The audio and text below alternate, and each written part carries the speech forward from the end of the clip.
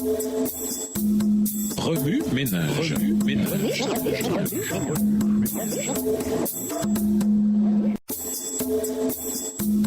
Remue ménage.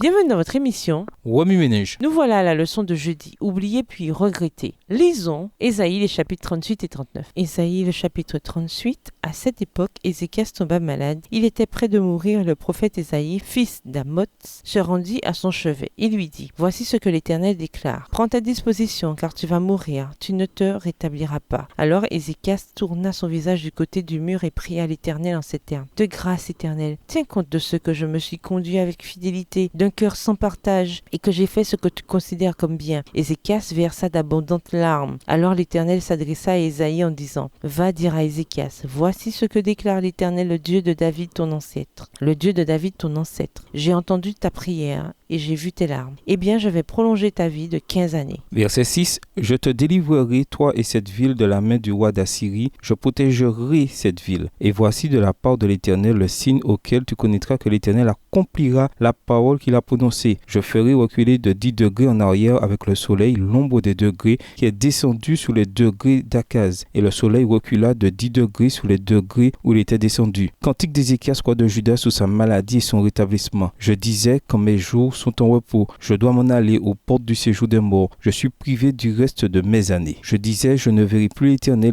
sur la terre des vivants. Je ne verrai plus aucun homme parmi les habitants du monde. Verset 12. Ma vie m'est arrachée, emportée loin de moi, comme une tente de berger. La toile de ma vie a été enroulée comme celle d'un tisserand. La chaîne en est coupée entre le matin et le soir. Tu m'auras achevé. Jusqu'au matin, je me suis contenu comme ferait le lion. Il brisait tous mes os. Pendant le jour, avant la nuit, tu m'auras achevé. Je poussais des cris comme une hirondelle ou une grue, ainsi que la colombe. Je gémissais. Mes yeux se sont lassés à regarder en haut. Éternel, je suis dans l'angoisse. Viens, secours-moi. Que puis-je dire? Il m'a parlé et c'est lui qui agit. Je marcherai donc humblement tout le temps de ma vie à cause de mon affliction. Seigneur, c'est grâce à ta parole qu'on jouit de la vie. C'est grâce à elle que je respire encore. Tu me rétabliras. Tu me feras revivre. Verset 17. Voici mes souffrances même sont devenues mon salut. Tu as pris plaisir à retirer mon âme de la force du néant, car tu as jeté derrière toi tous mes péchés. Ce n'est pas le séjour des morts qui te loue, ce n'est pas la mort qui te célèbre.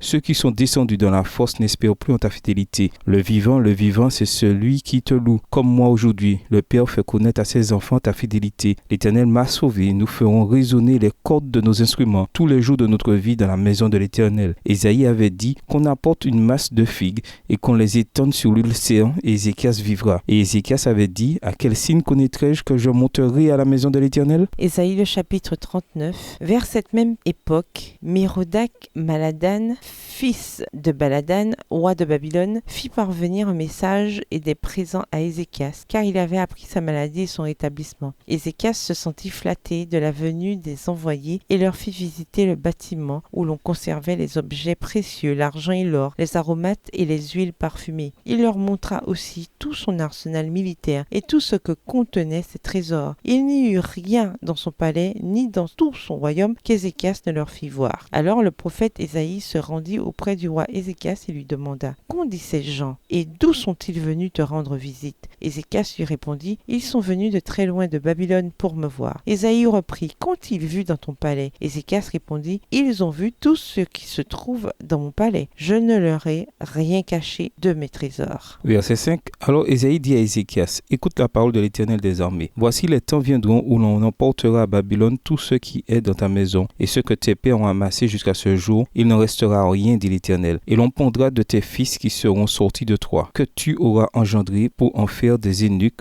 dans le palais du roi de Babylone. Ézéchias répondit à Ésaïe: La parole de l'Éternel que tu as prononcée est bonne, car, ajouta-t-il, il y aura paix et sécurité pendant ma vie. Des années de fidèles services furent éclipsées par une seule journée de mauvais jugement qui aurait pu mettre en péril le royaume d'Israël. Le roi Ézéchias dut éprouver un horrible regret alors qu'il s'entretenait avec le prophète Ésaïe. Dieu avait été bon pour lui. Il avait non seulement guéri, mais lui avait aussi accordé le signe demandé: interrompre le cours de la nature et faire littéralement reculer le temps. À l'extérieur d'Israël, ce signe prodigieux ne passa pas inaperçu. Des ambassadeurs de Babylone vinrent s'enquérir de ce Dieu puissant. Mais au lieu de glorifier Dieu, Ézéchias passa la journée à se pavaner comme un paon et à faire étalage de ses richesses. Il leur en mit plein la vue, mais ne dit pas un seul mot sur Dieu. Après qu'Ézéchias eut congédié ses aimables visiteurs, le prophète Ésaïe se rendit auprès du roi et l'interrogea. Et alors Ézéchias se rendit compte de ce qu'il avait fait. Une occasion gaspillée, un royaume menacé. À quand remonte la dernière fois où vous avez senti l'aiguillon du regret? Je ne parle pas d'un regret mineur, comme par exemple démarrer un projet trop tard ou étudier trop peu. Selon mon expérience, le regret le plus douloureux est causé par des paroles ou des actes négligents qui blessent nos semblables. Le plus souvent, l'être blessé est un proche ou quelqu'un de notre propre foyer, un membre de la famille, un compagnon de chambre, un conjoint. La familiarité nous rend paresseux. Nous ne nous efforçons pas de nous comporter du mieux possible. Notre vrai caractère se manifeste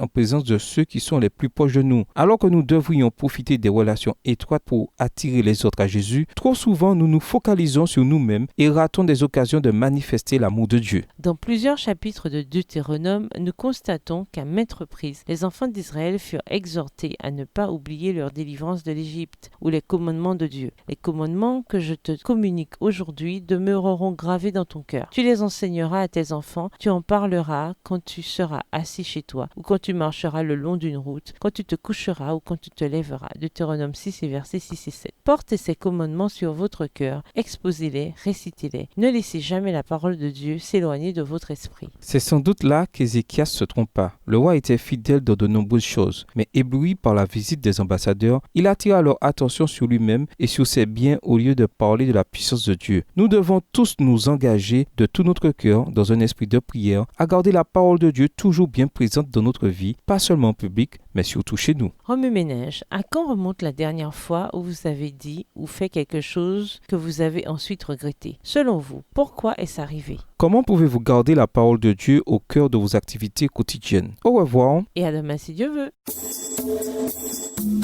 Remue ménage. Remue ménage.